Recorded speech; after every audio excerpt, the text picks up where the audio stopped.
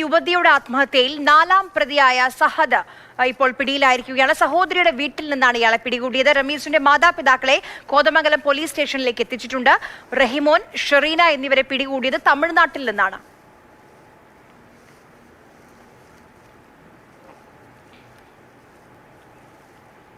അതുപോലെ അവനെ സഹായിച്ചെന്ന ലെറ്ററിൽ പറയുന്ന ആളെയും കസ്റ്റഡിയിലെടുത്ത് അവിടെ അറസ്റ്റ് രേഖപ്പെടുത്തിയിട്ടുണ്ട്.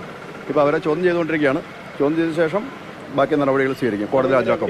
പിന്നെ നമ്മൾ രണ്ടുപേരെ തമിഴ്നാട്ടിൽ നിന്നാണ് കസ്റ്റഡിയിലെടുത്തത്, സേലത്തിനടുത്തു നിന്നാണ് കസ്റ്റഡിയിലെടുത്തത്. ഒരു ആത്മഹത്യാ പ്രേരണയാണ് നമ്മുടെ കയ്യിൽ ഇപ്പം നമ്മൾ ചാർജ് ചെയ്തേക്കുന്നത്. കൂടുതലായിട്ട് എന്തെങ്കിലും ഉണ്ടോ എന്നുള്ളത് ഇപ്പോൾ നമ്മൾ പരിശോധിച്ച് ബാക്കി നടപടി ചെയ്യും. ജെയിൻ എസ് രാജു വിവരങ്ങളുമായി നമുക്കൊപ്പം ചേരുന്നുണ്ട്. ജെയിൻ, ആ ആത്മഹത്യാക്കുറിപ്പിൽ റമീസിന്റെ പേര് മാത്രമല്ല, റമീസിന്റെ മാതാപിതാക്കളുടെ ഭാഗത്തു നിന്നും മതം മാറാനുള്ള സമ്മർദ്ദമുണ്ടായി എന്ന് സോന എഴുതി വെച്ചിരുന്നു. ഈ സുഹൃത്ത് ആരാണ്? ആ ദിവസം ഈ രജിസ്റ്റർ മാരേജ് ചെയ്യാമെന്ന് പറഞ്ഞ് വീട്ടിലേക്ക് കൂട്ടിക്കൊണ്ടുപോയപ്പോൾ റമീസിനൊപ്പം വീട്ടിലുണ്ടായിരുന്ന ആളാണോ ഫഹദ്? തീർച്ചയായിട്ടും അങ്ങനെ തന്നെയാണ്. അതായത് ഈ പെൺകുട്ടിയെ വീട്ടിലെത്തിച്ചപ്പോൾ അവിടെ ഉണ്ടായിരുന്ന ആളാണ് സഹദ്.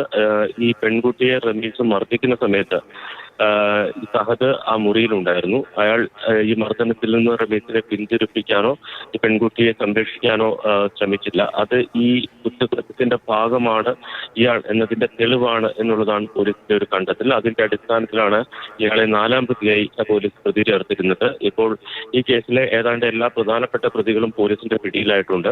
1ാം പ്രതിയെ നേരത്തെ തന്നെ, അതായത് റമീസിനെ ആദ്യം തന്നെ പോലീസ് പിടികൂടിയിരുന്നു. അതിനുശേഷം 2ഉം 3ഉം പ്രതികളായ റമീസിന്റെ അമ്മയും പാപ്പയും അവർ തമിഴ്നാട്ടിലേക്ക് കടക്കുകയായിരുന്നു. അവർ സേലത്ത് ഒരു ലോഡ്ജിൽ ഒളിവിൽ കഴിയുന്നതിനിടെയാണ് പോലീസിന്റെ പിടിയിലാകുന്നത്. അതിനെ പറവൂരിലെ സഹോദരിയുടെ വീട്ടിൽ നിന്ന് പോലീസ് പിടികൂടുകയായിരുന്നു. എന്തായാലും ഇതുമായി ബന്ധപ്പെട്ട് പോലീസ് വിശദമായ ചോദ്യം ചെയ്യലിലേക്ക് കടന്നിട്ടുണ്ട്. റമീസിനെ കസ്റ്റഡിയിൽ ആവശ്യപ്പെട്ടുള്ള പോലീസിന്റെ അപേക്ഷ ഉടൻ കോടതി പരിഗണിക്കുകയും ചെയ്യും. അങ്ങനെയാണെങ്കിൽ ഈ 4 പേരെയും ഒരുമിച്ചിരുത്തിക്കൊണ്ടുള്ള ഒരു ചോദ്യം ചെയ്യലിലേക്ക് പോലീസ് കടക്കാനാണ് സാർ. ശരി.